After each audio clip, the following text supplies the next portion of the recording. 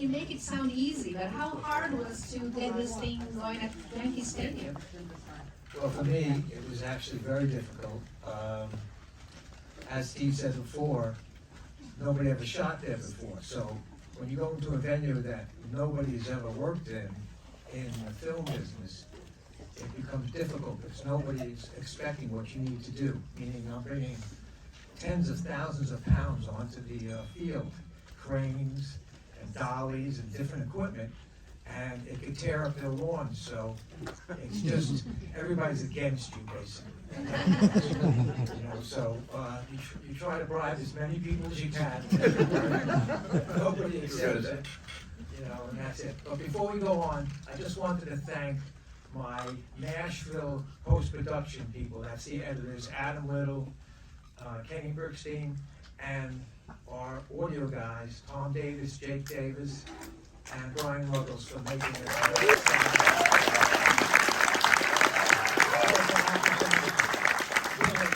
Being in the prime of his life and singing like the best he ever sang. It was amazing. To me, watching this 33 years later, it still makes the hairs on my neck stand up. I've worked with Billy Joel for a long time. How would you describe this particular moment in his career? What he meant to this, with this concert? Well, I've been with Billy for 56 years. I can't say with Billy, they've been friends for 56 years. If you don't know, I was one of Billy's original drummers. Assholes! That's right. And we had a bond forever. And when this came up, when I found out that Billy was thinking about doing Yankee Stadium, I tried really hard to get in there to convince this. And Brian and Steve are the two guys that could have shut this down in a second because they had Billy's ear. And at that time, Billy was going through some strange times. But I just hocked away that you have to document what you're doing. And where would we be without all those great Elvis Presley, old Mill Burl shows, Ed Sullivan, all those old Frank Sinatra stuff. And finally, I guess, hit home and Billy said, okay, we can do it. So that was great. Well, one of the things that I said earlier, and the important point about all of this is that I've been with Billy 48 years, Brian's been with him 50 some odd years. We've done most every live show. And we're kind of an army. We go in there and show up and do our gig and try and protect the integrity of the band and the sound and the way it looks. And Billy's always trusted us with that. So to come in and film it, one of the things that Billy always asked us to do is that we don't fuck with the show, that we just capture the show as it is, because that's what he wants us to do. Well, in filming you can't do it exactly the same. You have to change the lighting, you have to change the audio, you have to change the staging. But Brian and I, for years, have been trying to sail high to the wind, that we get close enough to exactly what we do and then change it just enough so that John has a movie to shoot. And here, one of the things about this, when you talk about at this particular time, we had Yankee Stadium for, I think, 4 days.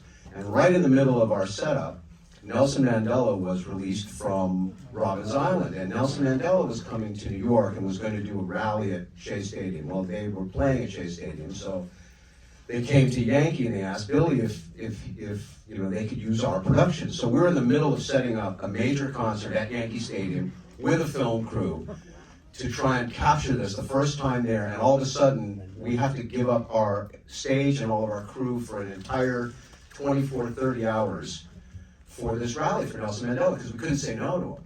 So what ended up happening is that we ended up working overnight. Lighting wise, we never saw anything because we didn't get a chance to rehearse. So what this was a bunch of people on the best of their game, without any rehearsals. And the lucky thing about this for us was, you asked about where Billy was at this time. For me, I think we had come off of, a particular band and a particular run of very successful albums. Billy had the biggest years of his career. and went in with a brand new producer, this guy Mick Jones, who produced the album Stormfront. And on Stormfront, he brought in some new musicians, and that infused a whole new life into the way it sounded, into the way we had to produce the look, the way Brian had to make it sound. And as I was reminded again in the film, I think that, Billy was at the top of his game here.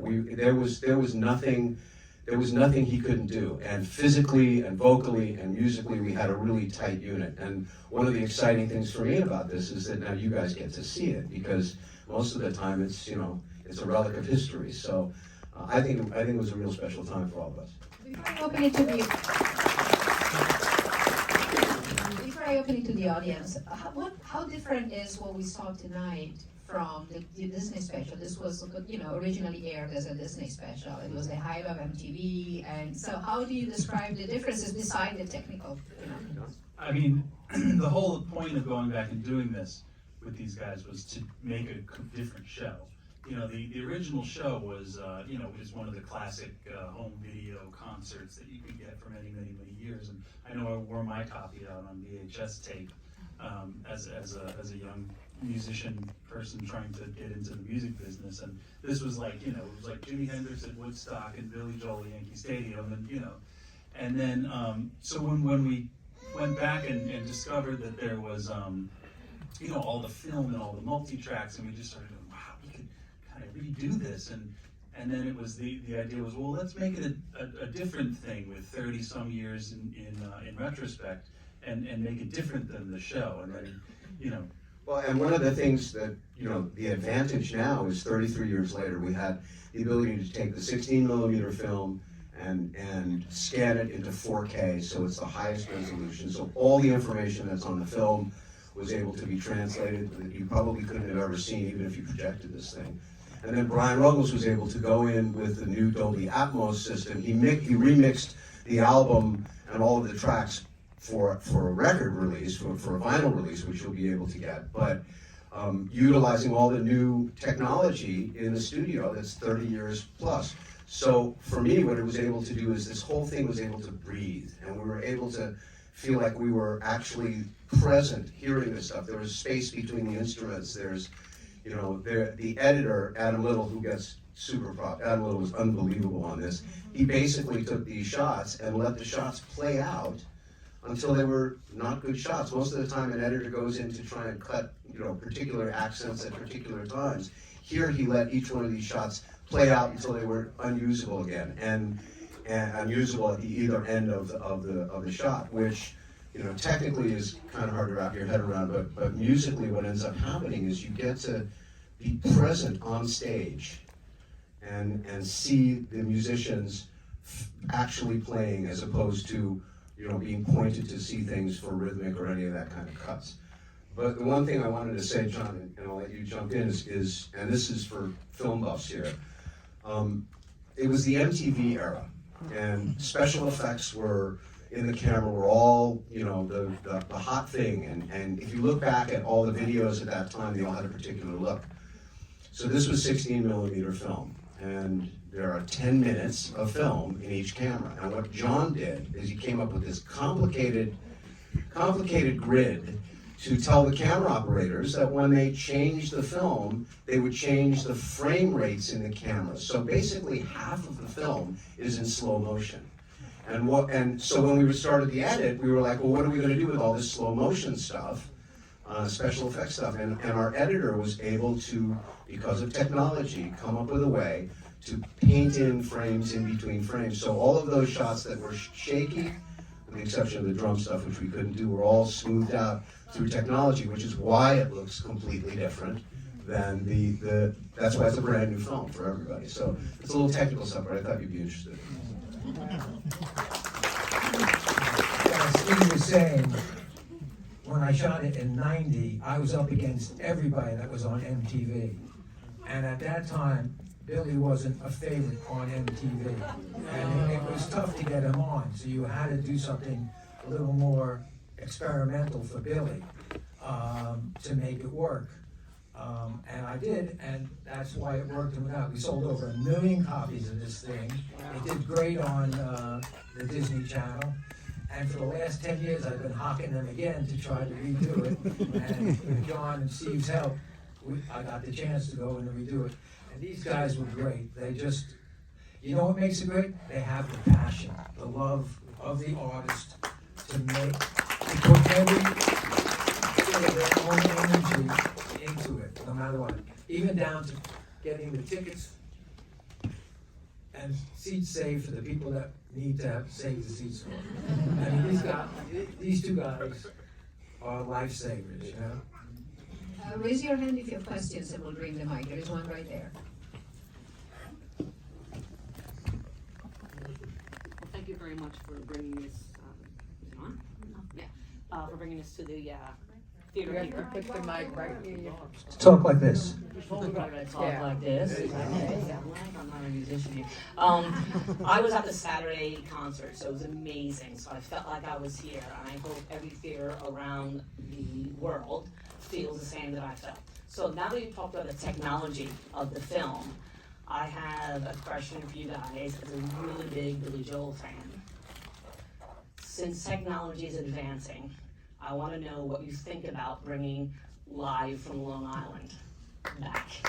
That's a huge holy grail as a Billy Joel fan. Well, That's that was one of my quintessential, first- like holy grail to bring back to the film right now. That was one of my first jobs I did for Billy. And John just mentioned to me that they are definitely seriously talking about redoing Live from Long Island, which would be Long Island, really? fabulous, which would be great. Yeah, that's the next one up. Write your congressman. Right, Sony. I was gonna say, don't tweet that. Congresswoman, yeah. Wonderful film, gentlemen, wonderful film. Sense memory probably brings me back to something. I just turned 10 years old, a week before you made this concert. So I wasn't at the show. And I'm a Mets fan, so my father would not bring me to the house. That said, it was my first summer not on the East End after 10 summers in the waves in Amagansett. My parents and my mom right here sent me to Lake Winnipesaukee in New Hampshire. 10 years old with no siblings. You want to take things that make you feel like you're at home. I had my Mets hat in one hand and my Stormfront cassette in the other. Now, kids would trade everything at camp. You would quid pro quo for whatever you can. Maybe a penthouse, maybe some candy, who knows? Nobody touched my Stormfront cassette. So, You still have it? it's probably in my grandmother's attic in Amagansett, as long as we still got the house. That said, it was that one kid that put his hand on that Stormfront, he caught a fat lip. And I definitely, that tape made it home that summer. Thank you, Mr. Joel. And I wouldn't have thought of any of that in my brain tonight, back 30-something summers, if it wasn't for this film. Enjoy.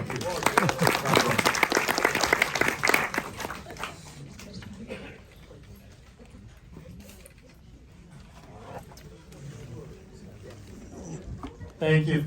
First, I just want to thank you for recreating this experience I had 32 years ago. And I noticed it was said was this all the 23rd of June, not the 22nd? None of the footage was from that?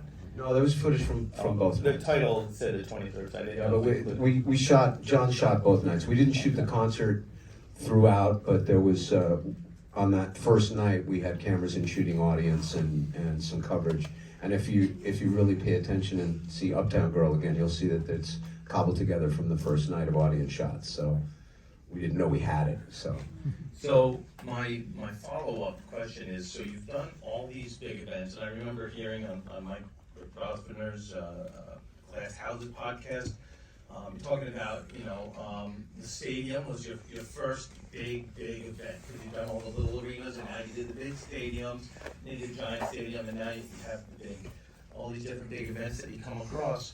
What's the next big thing? Do you think there's a possibility we either have A, Subway Series, Mets, Yankees, with the new Just look at the moon. stadiums, or B, Central Park? I would love both of those. Central Park. Well, thank you. Thank you. But I think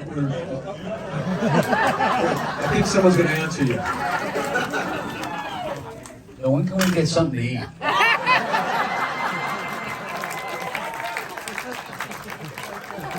Can't go to North Avenue, it's too far.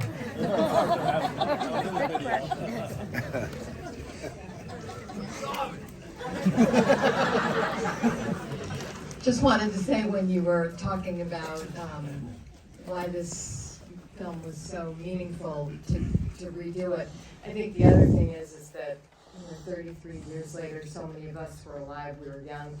And Billy says in the film, music keeps you young. Well, music, listening to it also keeps you young. So it took me back to 1990. It was before 9/11. It was before all the shit hit the fan. I just can't thank you enough for bringing me back. Music is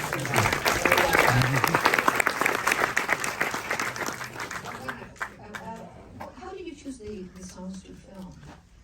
Because you didn't film all songs, right? Well, if I remember correctly, it was a budgetary thing about, when you shoot video, you can shoot the whole thing. When you're shooting a film, it's very expensive, and there was a fixed budget going in. And I think, if I remember, Bill is hands-on on song selections, and we had a new album. We had a new album to promote, so it's a little bit Stormfront heavy because that was what we were doing at the time.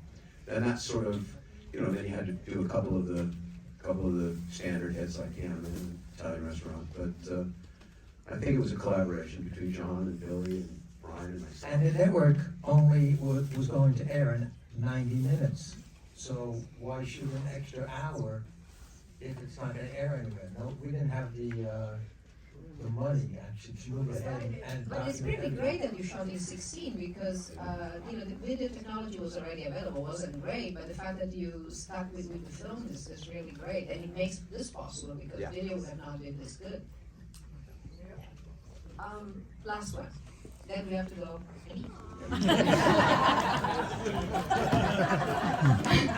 Hi, great job. Love the film. Had the stranger playing to me in my crib, literally. If you could go back and do one thing differently from the show, like change one thing that you think would make the film even better than it was, what would you do? I wouldn't have worn those shorts I was wearing.